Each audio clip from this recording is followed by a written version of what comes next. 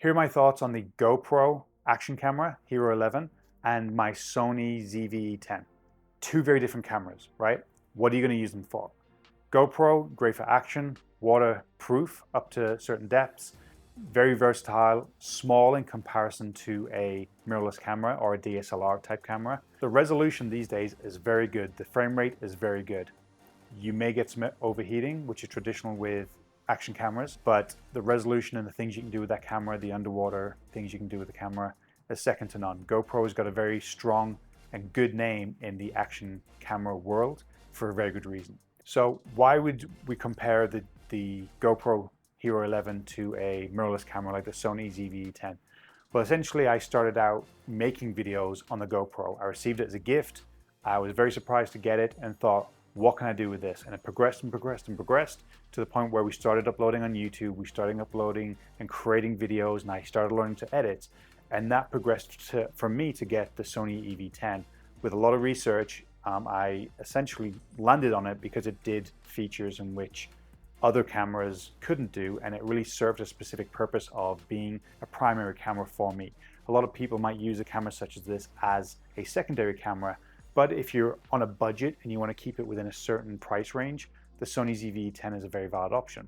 A feature of the ZVE-10 that I really wanted and liked was called Product Showcase, and it does this. It showcases the product and focuses on that and not me. I like that. So essentially you hold a product or you hold something up to the camera and it focuses on the camera as opposed to the subject, myself. I like that because obviously if we're doing YouTube videos or we're doing product videos, then we want to be able to put something up close to the camera and it focus on there and highlight the product that we're presenting to the camera. It does that automatically. It's a setting you press on. The other thing is a feature where it basically called defocus mode. Press a button and it makes sure the background is blurry. It does everything within its capability of making the background blurry and the subject in focus. So it's getting that nice bokeh effect. It's got autofocus, a lot of professional settings in which I am just getting into even figuring out, but a lot of auto settings. So someone who's getting into photography for the first time and is new, or videography, it does it. It doesn't have a record limit. Some cameras do have 30-minute record limit. Up until this point has not overheated on me. Action cameras can overheat. That's a problem that they sometimes are presented with because of the small form factor they have.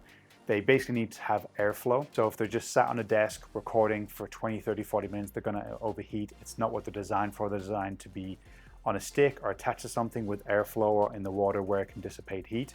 Whereas this Sony EV10, so far, no overheating issues. I have a battery plugged in, which is a continuous charger, which basically means it has a wire coming out of it into the outlet. I can just basically put that in and not have to worry about my battery life if I'm doing any long type of filming. So two very different cameras, and again, the reason for the comparison is I started out YouTube, I started out creating product videos with the GoPro. It served a purpose. I bought the media mod for it, I bought shotgun mics for it, I bought wireless mics for it, and you can do that. It's versatile. It's an action camera. It can become a vlogging camera. It can become a studio camera for talking head sections like this.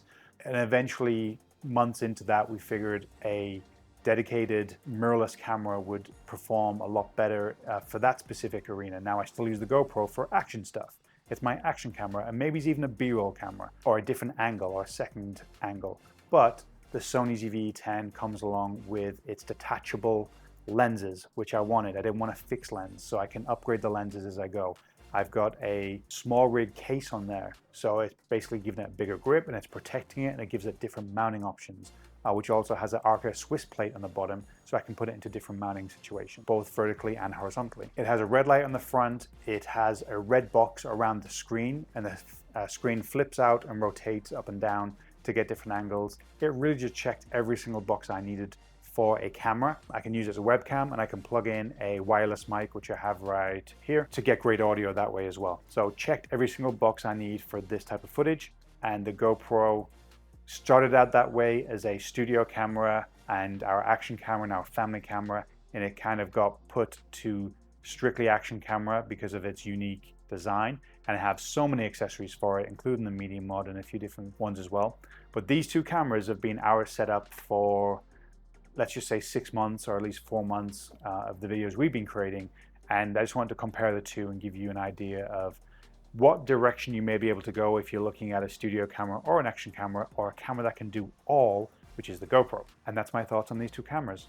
Thank you. Have a great day.